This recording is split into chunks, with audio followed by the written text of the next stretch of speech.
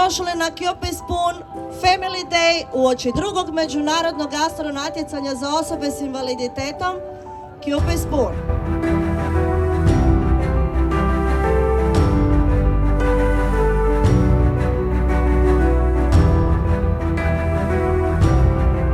Ja sam Andreja Šebalj-Peternek ispred udruge Inkluzivna kuća Zvono iz Belišća. Danas smo u ulozi suorganizatora sa udrugom UNUO na projektu Inkluzivno turistički sajam koje financira Ministarstvo turizma i sporta. Udruga Zvono radi na području Osječko-baranjske županije, pruža brojne socijalne usluge korisnicima i ima svakodnevni program za osobe s invaliditetom na području gradova Belišća, Valpova i prigradskih naselja. Danas smo ovdje s proizvodima koji su radili naši korisnici uz podršku mentorice poludnevnog boravka. Proizvodi su svi od recikliranih prirodnih materijala i zapravo njima korisnici mogu iskazati svoju kreativnost, vježbaju svoje motoričke vještine. Dozvolite da vam predstavim partnersku organizaciju Udrugu za promicanje kreativnosti GEA. Naša uloga kao partnera bila je organizirati slobodno vrijeme svih naših natjecatelja u vrijeme kada se natječu u svojim polufinalnim događanjima. Prije svega htjela bi se zahvaliti volonterima, učenicima Hoteljersko-turističke škole u Zagrebu sa svojom profesoricom Sandrom Zonjić koja nam je omogućila da nam naši volonteri, mladi učenici, buduće kolege vjerojatno, budu na usluzi tijekom naših razgleda grada, posjeta muzeju Iluzija, muzeju naivne umjetnosti i zoološkom vrtu. Evo, dobrodošli ste svi. Udruga za promicanje kreativnosti GEA dugi niz godina surađuje sa udrugom UNUO na raznim projektima i sami mnoge provodimo, imamo jako puno aktivnosti, radionica. Ovom prilikom predstavljamo naše radionice i želimo da nam se uključi što više mladih ljudi, djece. Dobrodošli su svi. Međugeneracijski koncept je nešto za što se jako zalažemo, a svakako osobe s invaliditetom su uvijek u fokusu našega interesa zajedno sa našim najmlađima. Mi smo udruga osoba s intelektualnim teškoćama Bjelovar. Okupljamo odrasle osobe s intelektualnim teškoćama, to su znači osobe od 21 pa imamo čak do 70 godina života. Inače smo pružatelji socijalnih usluga, financiramo se putem projekata iz Ministarstva rada, mirovinskog sustava, obitelji i socijalne politike i jako smo ponosni što uspijevamo osigurati nekakvu sigurnost i što dnevno kod nas dolazi od 25 do 35 osoba sa intelektualnim teškoćama. Posjedujemo kombi tako da im pružamo i uslugu prijevoza. Osim usluge prijevoza svakodnevno im pripremamo i kompletan topli obrok. Kao što sam rekao, provodimo socijalne usluge, to je poludnevni boravak u trajanju od 4 do 6 sati dnevno i u sklopu tog poludnevnog boravka organiziramo razne radno-terapijske aktivnosti, sportske radionice, keramičke radionice, radionice socijalnih vještina, održavanja higijene. Znači svakodnevno ih poučavamo i pripremamo za nekakav samostalan život. Ono što ističemo i što je jako važno, naš cilj je prevencija institucionalizacije i nastojimo da naši korisnici i osobe s intelektualnim teškoćama ostanu što duže u svojoj prirodnoj sredini u obitelji, a opet jedan dio dana da provedu organizirano u našem poludnevnom boravku. Udruga postoji od 1997. godine, imamo 100-tinjak članova i posjedujemo jedan prostor u kojem provodimo te sve svoje aktivnosti. Evo danas smo tu, došli smo ponosni na našeg člana Emanuela Štajcera koji je kao osoba s intelektualnim teškoćama pobijedio kao predstavnik Hrvatske, znači od svih udruga i organizacija osoba s invaliditetom u Hrvatskoj on je pobijedio i sudjelovao je tu u polufinalu.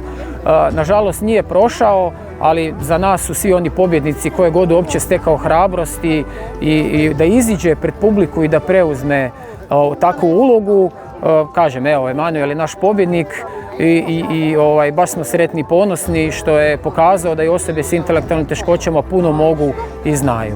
Inače, neki moto naše udruge je ne tražimo sažaljenje, tražimo priliku i baš kroz naš rad želimo pokazati da osobe s intelektualnim teškoćama mogu puno toga znaju, samo im treba pružiti priliku. Ne treba ih sažaljevati, dajte im priliku da se pokažu u kuhinju, oni znaju kuhati u bilo kojoj drugoj nekoj aktivnosti, čak i u aktivnom traženju posla. Mi imamo korisnike koji rade, tako da smo izuzetno ponosni na njih. Evo, ovdje smo došli na inkluzivni turistički sajam, predstavili smo naše radove. To su radovi koje naši korisnici, odrasle osobe s intelektualnim teškoćama, proizvode na našim kreativnim radionicama. Evo vidite, mi u biti nastojimo koristiti i koristimo se reciklažom, znači nekakve otpadne materijale koji bi završili u prirodi i bili odbačeni, mi dajemo nekakav novi život, tako da od odbačenih letvica ili odbačenog materijala, znači radimo neke sasvim nove ukrasne ili uporabne predmete. Te sve predmete oni naravno ne mogu napraviti sami, međutim uz pomoć terapeuta, voditeljica kreativnih radionica, oni naprave znači najviše što mogu dati oni, a mi još napravimo nekakve sitnice. Tako da evo imate tu od jesenjih sad nekakvih aranžmana, radili smo svijeće, radimo i prirodnu kozmetiku, tako da evo široki prostor tih imamo u ponudi.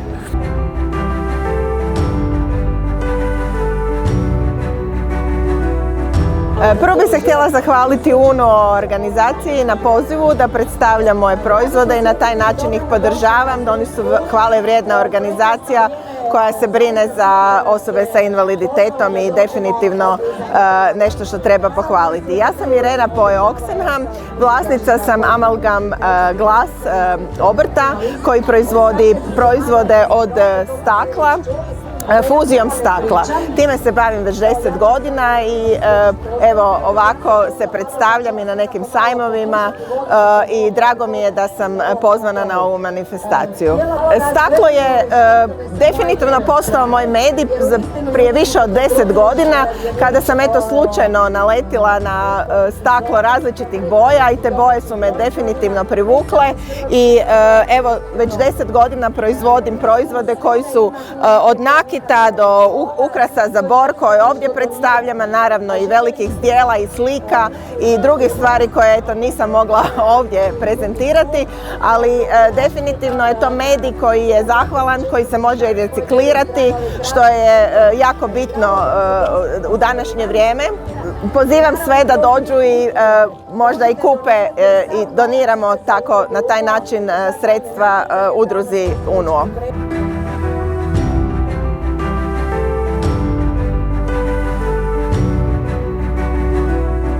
Ja sam Đurđica Vejzović, dolazim iz Ogulina, OPG Vejzović i vlasnici smo putničke agencije Klek. Sa OPG-om Vejzović smo krenuli 2020. godine u koroni, dakle kad su agencije bile out van našeg tržišta, zna se zbog pandemije i to, i krenuli smo u proizvodnju domaćih proizvoda. Konkretno počeli smo sa proizvodnjom aronije i lavande, a iza toga smo krenuli sa domaćim kolačima, keksićima i to je nekakva naša uska ponuda. Mali smo OPG, dakle radimo obiteljski, moj suprug i sin i ja smo u toj priči. Turizam se vratio od prošle godine i dakle sin radi po pitanju putovanja, izleta i to, a mi smo dalje radim isto u putničkoj agenciji, turizam mi je u srcu, to je moja osnovna djelatnost, a sa ovom je popratno, OPG je popratni, tako da odlazimo na sajmove, predstavljamo, želimo zapravo kod ljudi nekako stvoriti naviku zdrave prehrane, ajde da tako kažemo. Tako, jako vodimo računa o namirnicama koje koristimo, dakle nemamo neki veliki spektar proizvoda i to, ali ono što imamo zaista je domaće, podržavamo, uzimamo repromaterijal od naših domaćeg stanovništva, dakle sve se svodi na lokalnu razinu.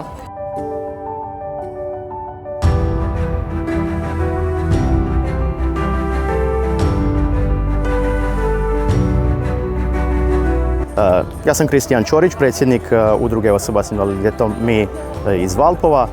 Kao što samo ime govori, udruga smo osoba s invaliditetom koja se bavi inkluzijom i socijalnim uključivanjem osoba s invaliditetom. Naši radovi su kreativni radovi koji su izrađeni u sklopu poludnevnog boravka, koji su izrađivali naši korisnici. Važnost ovakvih sajmova i evenata za našu udrugu je zapravo da povećamo vidljivost naše udruge i da pokažemo društvu što sve osobe s invaliditetom mogu. Kreativne radionice u sklopu kojih se izrađuju ovakvi proizvodi su izrazito važni za naše korisnike zato što potiču njihove motoričke sposobnosti, kreativne sposobnosti i općenito utječu na njihov behavioralni napredak.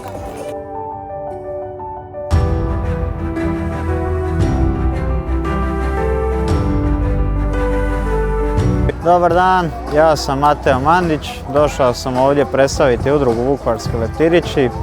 Došli smo ovdje zbog manifestacije ovog velikog događaja. Znači, dolazimo iz udruge osoba s invaliditetom, pružamo terapije, senzorne terapije, kineziterapije, tomatis, vježbe govora. I došli smo ovdje na ovaj štand prodavati stvari za prikupljanje novaca za daljnji rad udruge. Udruga jako dobro radi već od 2013. Ja sam ovdje glavni najstariji volonter te udruge. Volontiram od 2018. godine do dan danas. Danas sam došao prodavati koktele i ove naše slastice iz Vukovara.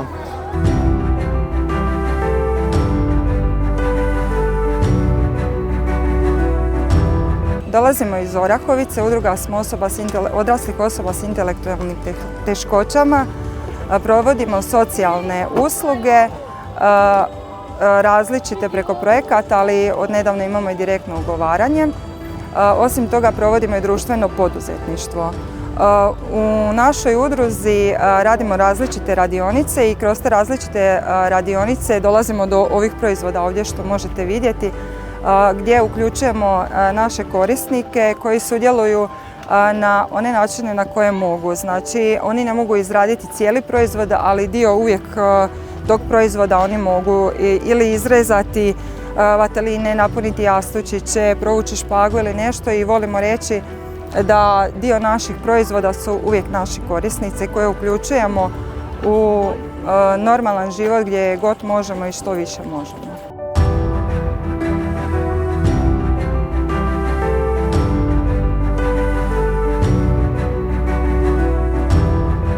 Moje ime je Ines Novak, predsjednica sam Dječjeg kreativnog centra Dokica iz Osijeka.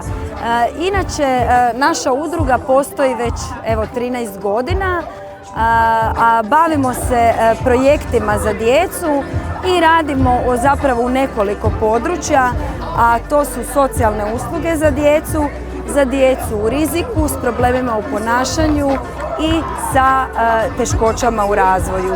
Ujedno nudimo besplatnu savjetodavnu podršku i djeci i roditeljima. U našem drugom području djelovanja bavimo se izvaninstitucionalnim odgojem i obrazovanjem. Surađujemo sa osnovnim, srednjim školama, fakultetima, mladim budućim stručnjacima u području rada s djecom, nudimo mogućnost stjecanja praktičnih vještina u radu sa djecom. Treće područje našeg djelovanja su dječja prava. Članovi smo različitih mreža koje su usmjerene zapravo na razvoj usluga za djecu, ali isto tako i borbu za dječja prava. Naš cilj je zapravo stvaranje dobrobiti za djecu i mlade. Četvrto područje našeg djelovanja je kultura i umjetnost za djecu i mlade. Pokretači smo originalnog festivala kazališnog za djecu koji postoji već 12 godina. Inače, dobitnici smo i 6 javnih priznanja, od kojih je za istaknuti nagrada za promicanje prava djeteta Ministarstva rada, obitelji i socijalne politike i mladih i nagrada Osječko-baranjske županije za postignuća u području prosvjete. Evo, sve ove godine trudimo se unaprijediti obiteljski život građana, odnosno obitelji grada Osijeka, ali naše djelovanje, osim naše lokalne zajednice, proširile smo ne samo izvan naše županije, nego neke od projekata koje provodimo dohvatili su već i nacionalnu razinu. Inače, smatramo da manifestacije ovakvog tipa su jako dobre. Prvo, iz razloga što građani i svi ostali zainteresirani dionici naše zajednice trebaju znati što rade udruge, koji je njihov doprinos u razvoju društva, a osim toga ovo je jako dobra prilika, dakle uz predstavljanje svoga rada, prilika za umrežavanje, razmjenu iskustva, a i stvaranje nekih novih kontakata kako bismo možda u budućnosti mogli ostvarivati suradnju na drugim projektima i na taj način ispunjavati naše misije koje u globalu zapravo znače boljitak i napredak društva, ljudi i zajednice.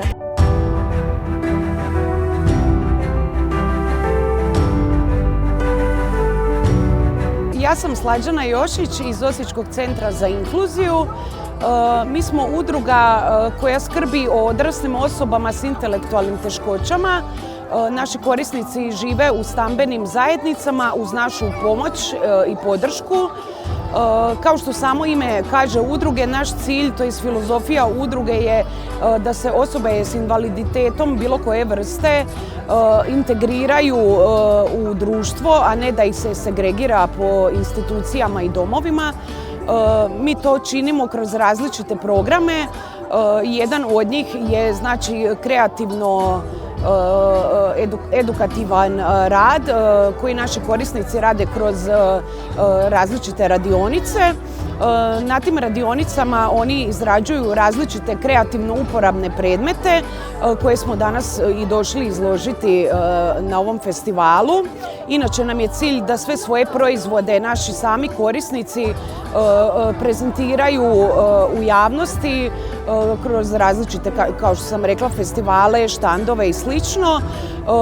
Sami proizvodi nam nisu toliko bit u njima, nego u tome da oni sudjeluju u nekakvim radnim, kreativnim aktivnostima, da se osnažuju na taj način, da upoznaju druge ljude, znači da se integriraju u društvo kroz ovakav način.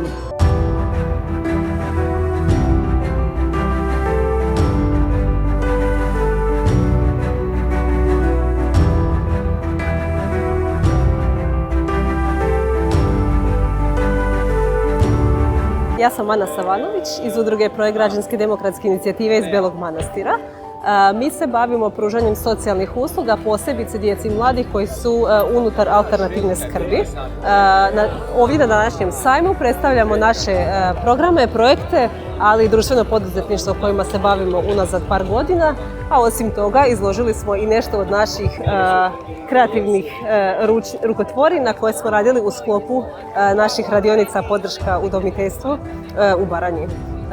Evo, volimo biti dio ovako velikih organizacija kako bismo se mogli što više pokazati i prikazati ostalima velike stvari koje radimo u sklopu naše udruge.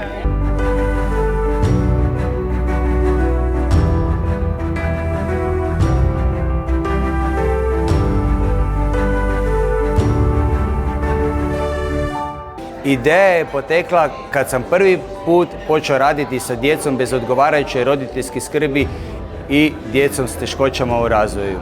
Kad su rekli da ta dijete može samo neke određene segmente ili stvari odraditi u životu. Kad smo počeli raditi sa tom djecom, uvidjeli smo da u biti granice ne postoje.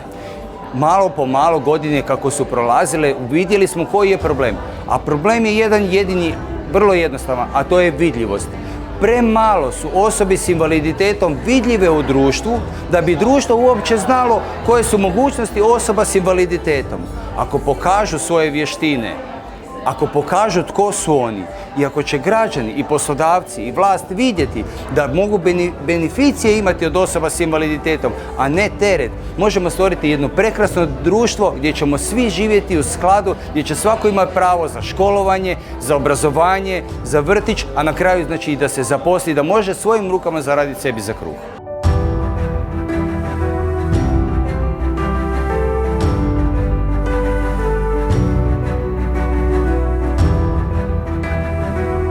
Najveće prepreke su predrasude ljudi koji stvaraju barijere osobama s invaliditetom. Prije svega gledaju njihov invaliditet, a ne obraćaju pažnju na njihove sposobnosti. Ono što je jako važno, važno je svaku osobu ponaosob ocijeniti, procijeniti njegove sposobnosti i u konačnici im pružiti priliku da se uključe u društvo i da se uključe u radni kolektiv. Znači mi smo ti koji moramo prepoznati njihove sposobnosti i samo im pružiti priliku. To je najbitnije od svega.